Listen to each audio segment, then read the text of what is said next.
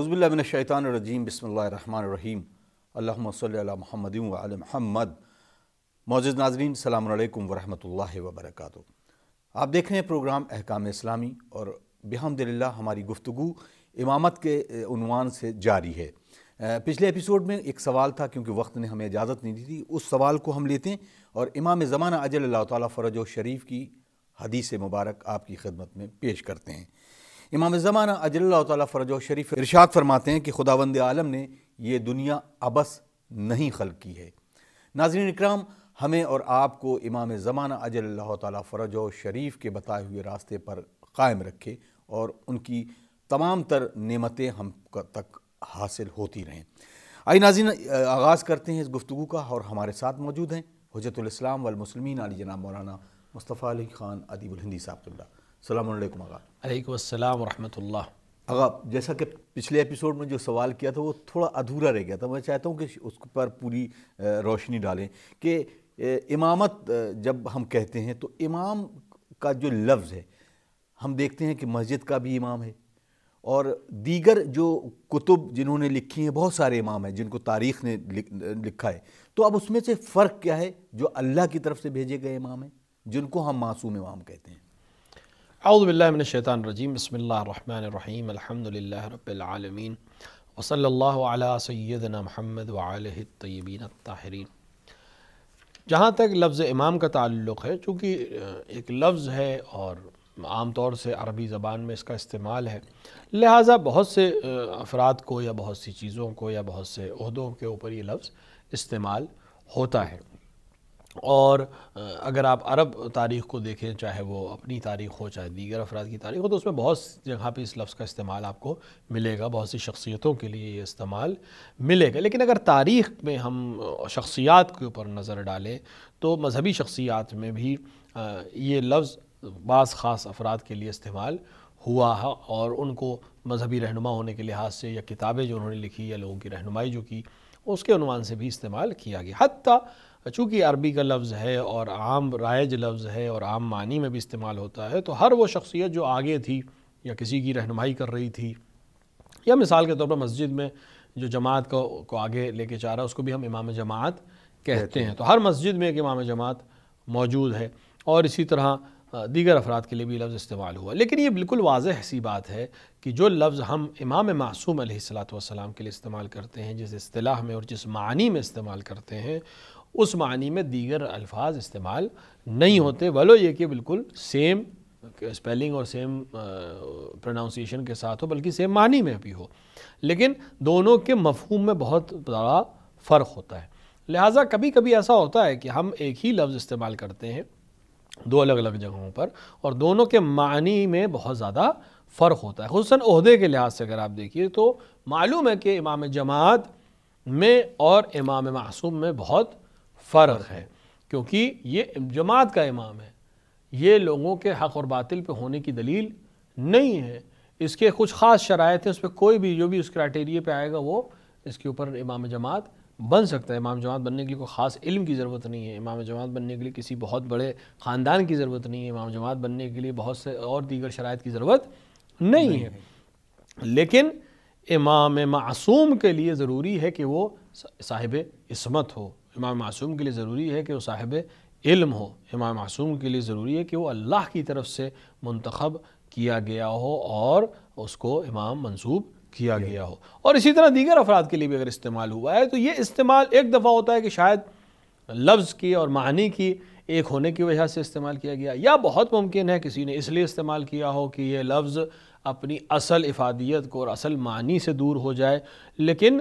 کسی بھی طرح سے استعمال کر لیا جائے، وہ اصل معنی جو امام معصوم کے لفظ کے ہیں وہ اپنی جگہ پر باقی رہیں گے، اور اس کا مقابلہ کوئی بھی نہیں کر سکتا ہے، چاہے وہ کسی طرح کی اصطلاح اس کے لیے وضع کر دی جائے، اس سے کوئی فرق اس کی ذات پر نہیں پڑے گا۔ یہی ان کے امام ہونے کی دلیل ہے کہ وہ چاہے ظاہر ہوں اور چاہے غائب ہوں، چاہے ظاہری طور پر ان کے پاس حکومت ہو اور چاہے ظاہری طور کے اوپر وہ زندان میں قید کر دیے جائیں، جیسا کہ ہمارے اکثر ائمہ کے ساتھ کیا گیا، تب بھی وہ امام رہیں گے اور لوگوں کے لیے ہدایت کا سبب بنیں گے اور زمین کے استوار ہونے کا سبب رہیں گے۔ امام اس ذات کا نام ہے، یعنی وہ امام جو خدا کی طرف سے منتخب امام ہے اس ذات کا نام ہے جس پر شب قدر میں تمام نعمتیں نازل ہوتی ہیں، اور جس کے وسیلے سے تمام بشریت کو، نہ صرف مسلمانوں کو، تمام بشریت کو جو بھی نعمت حاصل ہو رہی ہے وہ اس امام کے وسیلے سے خداوند عالم اس دنیا میں بھیج رہا ہے۔ یعنی امام کو اس نے وسیلہ بنایا ہے، امام کو اس نے محوریت دی ہے، یعنی خداوند عالم چاہتا تو ہر ایک کو دے سکتا تھا، لیکن اس نے محوریت اپنے خلیفہ اور اپنے امام کو دی ہے کہ جو لوگوں کے لیے امام ہے اور اللہ کا خلیفہ ہے۔ لہٰذا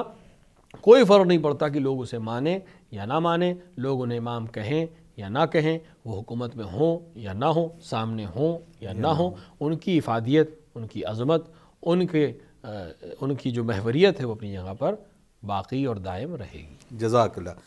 اب آقا ایک سوال اسی ضمن میں کیا گیا ہے، یہ صاحب پوچھتے ہیں بعد سلام علیکم السلام، یہ پوچھتے ہیں کہ کیا امام کو رضی اللہ کہا جا سکتا ہے؟ اور جن کے لیے عام ہمارے برادران اہل سنت رضی اللہ کہتے ہیں، تو کیا امام کا رضی اللہ کہنا ان کی شان میں گستاخی مانا جائے گا؟ دیکھیں رضی اللہ کا مطلب ایک رضی اللہ ایک دعائیہ جملہ ہے، جی، یعنی اللہ آپ سے راضی ہو یا ان سے راضی ہو، اور امام جب امام معصوم ہے تو اگر اللہ اس سے راضی نہیں ہے تو پھر وہ امام کیسے ہے؟ معلوم ہے کہ خداوند عالم اس سے راضی ہے، بلکہ نہ صرف راضی ہے بلکہ راضیتاً مرضیہ کی منزل پر ہے، نہ صرف یہ خدا راضی ہے بلکہ یہ بھی خدا سے راضی ہیں، اور ایسی ہستیاں دنیا میں بہت کم ہیں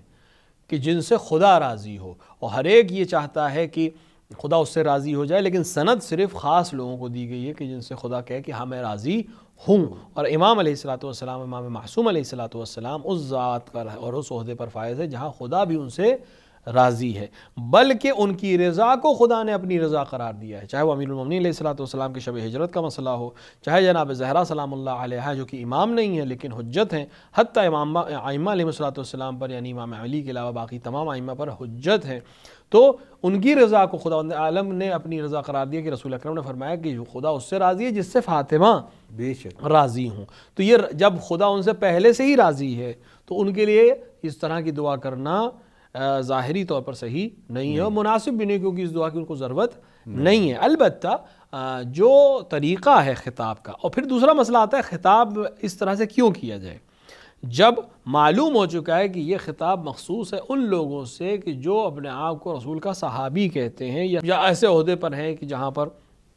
عصمت شرط نہیں ہے اور عام لوگوں کی طرح ہے اور اچھی زندگی گزارنے کی کوشش کی ہے، لہٰذا ہم خدا سے دعا کرتے ہیں کہ خدا ان سے راضی ہو جائے اور ان کے عمل سے راضی ہو جائے، لیکن جو خود معیار رضایت الہی ہے ان سے لیے یہ دعا کہنا کوئی صحیح چیز نہیں ہے۔ ظاہری طور پر کوئی بری چیز نہیں لگ رہی ہے، لیکن چونکہ یہ جملہ مخصوص کر دیا گیا ہے غیر اہل بیت کے لیے، لہٰذا اب اہل بیت کے لیے اس کا استعمال صحیح نہیں ہے۔ ایک دفعہ ہوتا ہے کہ یہ لفظ عام ہے، ہر ایک اس کے لیے استعمال کسی کے لیے بھی استعمال کیا جا سکتا ہے، جیسا سلام علیکم، یہ سلام کا جملہ سب کے لیے ایک ہے، جی آپ ایسا نہیں کریں گے کہ بڑے کو کسی اور جملے سے سلام کریں گے، چھوٹے کو کسی اور جملے سے سلام کریں گے، امام کو کسی اور جملے سے سلام کریں گے، غیر امام کو کسی اور جملے سے سلام کریں گے، معصوم کو کسی اور جملے سے سلام کریں گے،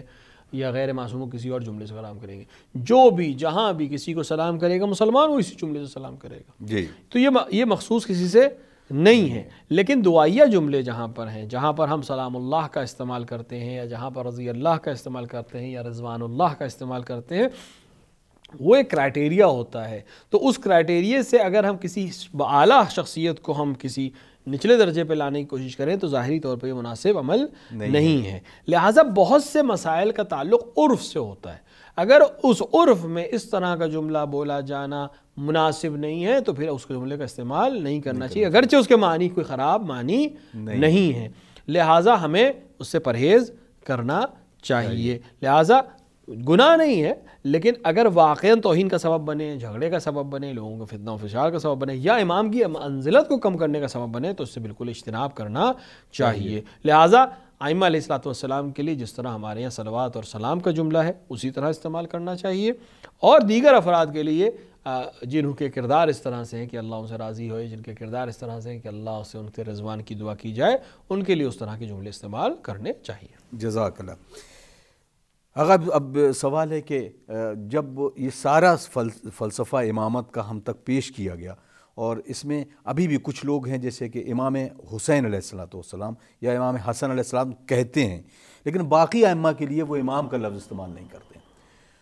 تو اب ان زمانے میں جہاں امام تھے، مطلب ابھی وقت کے امام زندہ ہیں ہمارے لیے، ہمارے اپنے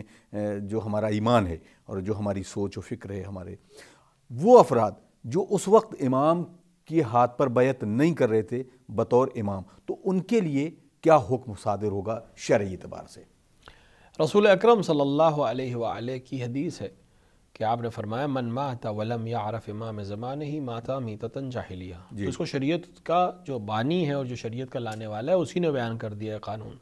کہ جو اپنے زمانے کے امام کی معرفت کے بنا اس دنیا سے چلا گیا گویا جہالت کی موت مرا، یعنی کفر کی موت مرا۔ لہٰذا ہر زمانے کے شخص کے لیے ضروری ہے کہ وہ اپنے زمانے کے امام کی معرفت حاصل کرے، لہٰذا قاعدہ کلیہ ہمارے پاس ہے، لیکن اب اس کے اوپر ہم بیس بنا کر سب کے لیے فتویٰ دینے کی ہمیں ضرورت نہیں ہے۔ ہمیں اپنے لیے کوشش کرنی ہے کہ ہم واقعاً اپنے امام کو پہچانتے ہیں کہ نہیں پہچانتے ہیں، اگر پہچانتے ہیں تو اس کو کتنا پہچانتے ہیں اور اس میں ہمیں کیا کمی ہے، اگر نہیں پہچانتے ہیں تو ہمیں اس کو پہچاننے کی ضرورت ہے۔ وہ افراد جنہوں نے امام کو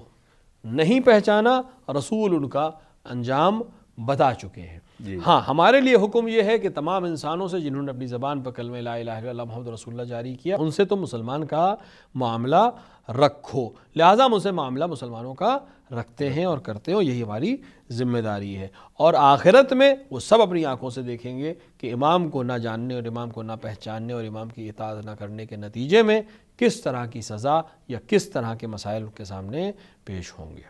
جزاک اللہ۔ اب آقا ہمارا جو وقت وہ ہے وقت کا امام، تو ہم اس پر بھی گفتگو کریں کہ کیا خداوند عالم اپنے کرم سے اس امام کو پیدا کرتا ہے؟ جیسے کچھ لوگوں کا یہ عقیدہ ہے کہ وہ پیدا ہوں گے، اور ہمارا ہے کہ ہمارا عقیدہ ہے کہ وہ زندہ ہیں اور پردہ غیبت میں، تو ان دونوں نظریات کو کس طرح سے آپ سامنے رکھیں گے تاکہ ان لوگوں تک بھی یہ میسج جائے، ان کو یہ پتہ ہو کہ ہم جس امام کو مانتے ہیں اللہ کی طرف سے اس کی قدرت میں ہر چیز ہو سکتی ہے، ممکنات میں سے ہے۔ دیکھیں، دو مسئلے ہیں۔ ایک مسئلہ یہ ہے کہ کیا امام پیدا ہوں گے یا پیدا ہو چکے ہیں۔ ہمارے پاس نہ صرف امامیہ بلکہ اہل سنت علماء کے ایک پوری طویل فہرست ہے، تقریباً 70 منابع تو ہمارے پاس موجود ہیں جو ایک جہاں کتاب میں ذکر ہوا، اس کے علاوہ بھی ہو سکتے ہیں، جن علماء نے اس بات کا اعتراف کیا ہے کہ امام یعنی 12ویں امام پیدا ہو چکے ہیں، نہ کہ پیدا ہوں گے، اور ان کے حسب و نسب کو بھی نقل کیا ہے، یعنی 11ویں امام حسن عسکری علیہ السلام کے فرزند امام مہدی اجل اللہ تعالیٰ فرجہ الشریف پیدا ہو چکے ہیں اور غیبت میں ہیں اور ظہور کریں گے۔ حتیٰ سنی علماء نے یعنی اہل سنت علماء نے بھی اس کا قبول کیا ہے، اور تقریباً 70 سے زیادہ علماء نے اس کی تائید کی ہے۔ تو یہ صرف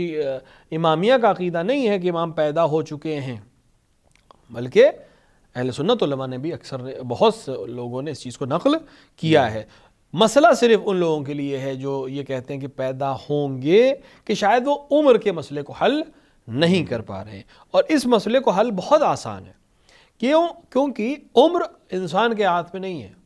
عمر خدا کے ہاتھ میں ہے۔ بے شک انسان کو کتنی عمر ملے گی یہ خداوند عالم نے اپنے اختیار میں رکھا ہے۔ ہاں، انسان کا عمل اس لحاظ سے ہے کہ جیسا کہ بیان کیا گیا تھا کہ صلہ رحم کے نتیجے میں بڑھ سکتی ہے، قطع رحم کے نتیجے میں گھٹ سکتی ہے، وہ ایک الگ بحث ہے، لیکن کس کو کتنی عمر عطا کرنی ہے خداوند عالم کے اختیارات میں ہے،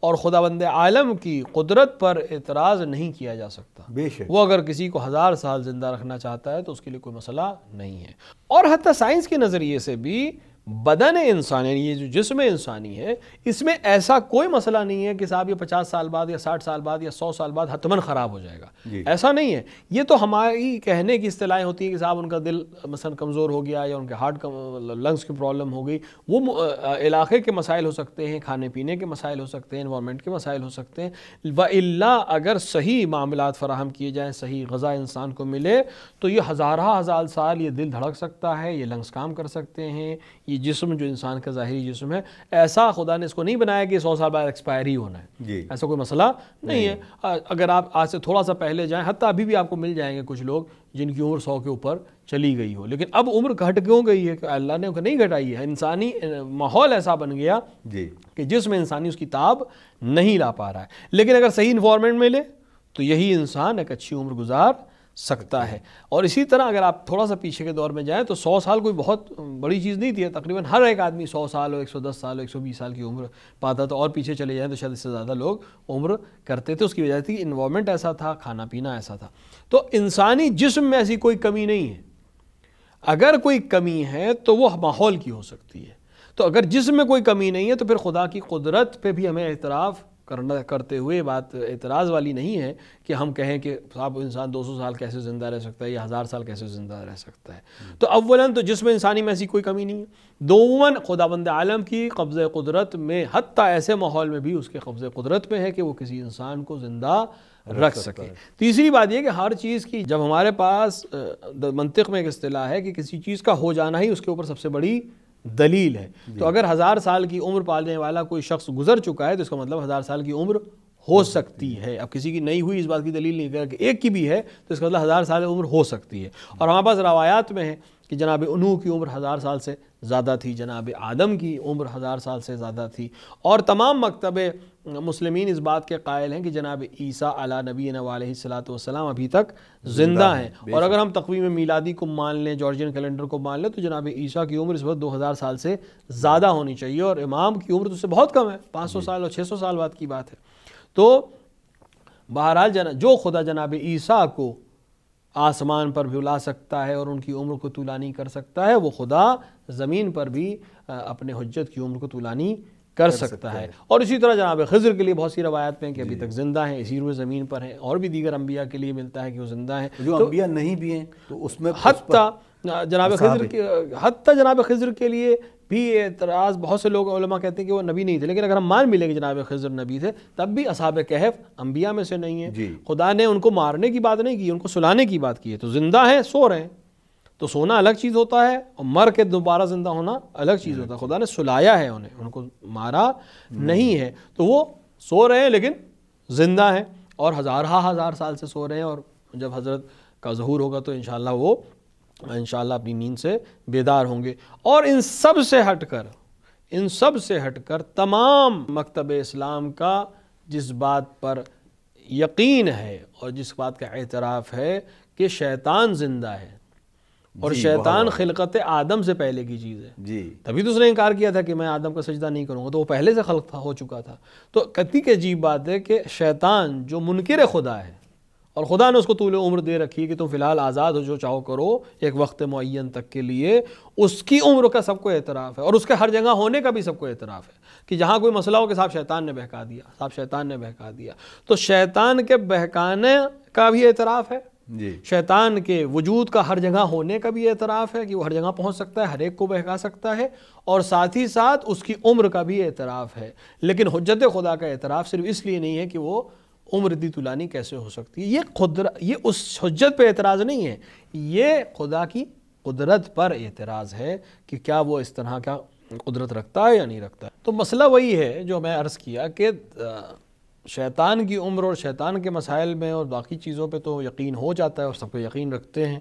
لیکن جب رحمان کے نمائندے کی بات آتی ہے تو سب کو مسائل ہو جاتے ہیں کہ عمر اتنی طولانی کیسے ہو سکتی ہے اور دیگر مسائل کیسے ہو سکتے ہیں۔ لہٰذا مسئلہ صرف یہ کہ انسان اپنی عقل کے اوپر غور کرے اور ان مسائل کو اگر غور سے دیکھے تو شاید اس کے لیے بالکل واضح اور آسان ہو جائیں گی یہ تمام چیزیں۔ جزاک اللہ آقا، بہت بہت شکریہ۔ اور کچھ اور سوال ہیں اہم، انشاءاللہ اگلے ایپیسوڈ میں اس کو لیتے ہیں۔ ناظرین، آپ دیکھ رہے ہیں پروگرام احکام اسلامی، اور بحمدللہ یہ سلسلہ جاری ہے۔ آپ سے پھر گزارش ہے کہ ہمارے اس چینل کو یوٹیوب پر بھی سبسکرائب کریں اور اس تمام ویڈیوز کو دوسروں تک شیئر کریں تاکہ تعلیمات معصومین کی ترویج یوں ہی ہوتی رہے۔ ہمیں دیجیے اجازت، انشاءاللہ پھر ملاقات ہوتی ہے۔ والسلام علیکم ورحمۃ اللہ وبرکاتہ۔